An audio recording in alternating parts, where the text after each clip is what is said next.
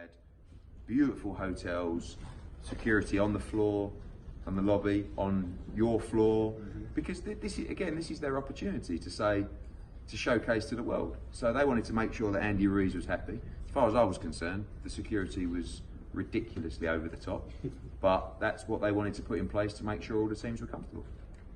Ruiz had U.S. Army? Saudi, yeah. I believe that he has Mexican sort of special forces coming to the. No, but that was our recommendation. No, I'm just. Yeah. No, I didn't even know they had yeah, special forces. Yeah, because yes, he's mate. It's his mate. He's made. Yeah. But basically, when we was going through this whole process with Ruiz, you know, it was a case of like they heard all these, you know, things people saying to this is ridiculous. You can't go there.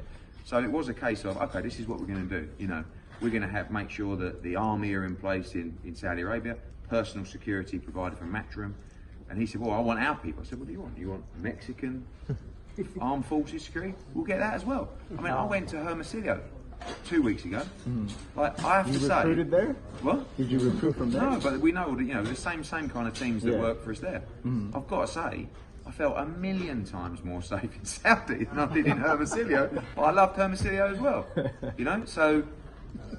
You're half Mexican, don't you? Ruiz. I'm half Mexican, yeah, but Hermosillo was a little bit edgy. So was Tijuana, to be honest with you. But we love Tijuana's safe.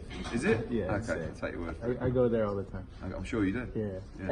That's another story. That's not at that place. Not at that place. What do you tell the casual fans that this fight, the magnitude of this fight, is not on pay-per-view, knowing that this could possibly generate over 1 million pay-per-view buys? Well, we're with a broadcaster where we're trying to eradicate that model.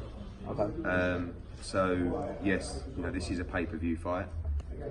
Obviously, being out of the country on a different time zone makes it less appealing as a pay-per-view event. But we had the opportunity to do it in the US, and it wouldn't have been on pay-per-view; it would have been on DAZN. So for me, it's by far the biggest fight of the year in 2019. It's going to come to you at 4 p.m. on December the 7th, 9 p.m. UK time, midnight Saudi Arabia time. And I think it's great for boxing. I mean, I think what we've got to realise is there's another world out there outside of, you know, this great country and my great country, and the mindset of Saudi Arabia, and now since we've done that deal and many other countries in the Middle East have been approaching me as well, is we want to make sure that all the mega fights are staged here. Knowing that Andy Ruiz is a PBC fighter and Anthony Joshua's Matchroom, have you considered at least reaching out to Al Haymon having like a PBC versus Matchroom card for Saudi Arabia? Not really. I'd rather just have a Matchroom card. Is there another rematch clause in place, Eddie? If Andy does one? Not this time. No rubber match, anything? No, but you know, absolutely not contractually. But who knows? I mean, I think if we had another fight like the first fight and Joshua won, I think everyone would be calling for number 3. Are those times you gave us for the main event? Yes, main event. So the main event will be 12 o'clock Saudi Arabia time, which will be 9 p.m. UK time, which will be 4 p.m. Eastern. I know we had a contract before. Was it decided yet the rematch clause? No.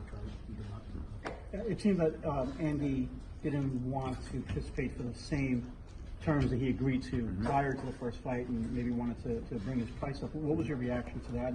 How was the result? The most inevitable thing I've ever seen was the reaction. And you know, when he signed the contract, he was the happiest man in the world. And then when he won the fight, he thought it was a bad deal. So this is boxing. This is how it works. And you know, to be fair, there were some additional things that we wanted him to do for the rematch, for our deal with Saudi Arabia. There might have been some commercial terms, maybe some appearances, some memorabilia, additional visits on the media tour, and we paid for that. You know, it was never about the location and the safety, but they were things that we had to overcome as well and make sure that him and his team were comfortable with. So it was 99% about the money, and it was 1% about the safety, the drug testing, the commission, and all the other things that they were right to ask. You know, I don't blame them for asking those things.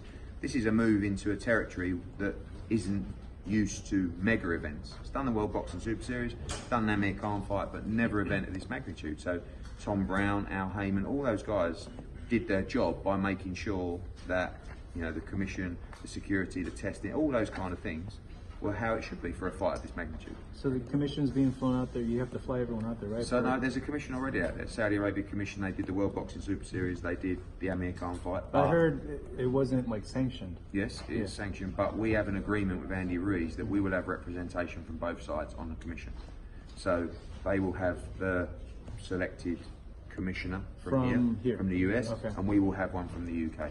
We met with the commission yesterday, who have staged the event before. Again, you know, all the eyes of the world is on them, so they want to make sure that, you know, everything is absolutely perfect.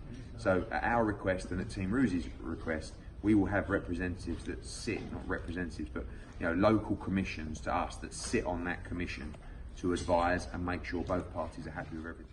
Selection.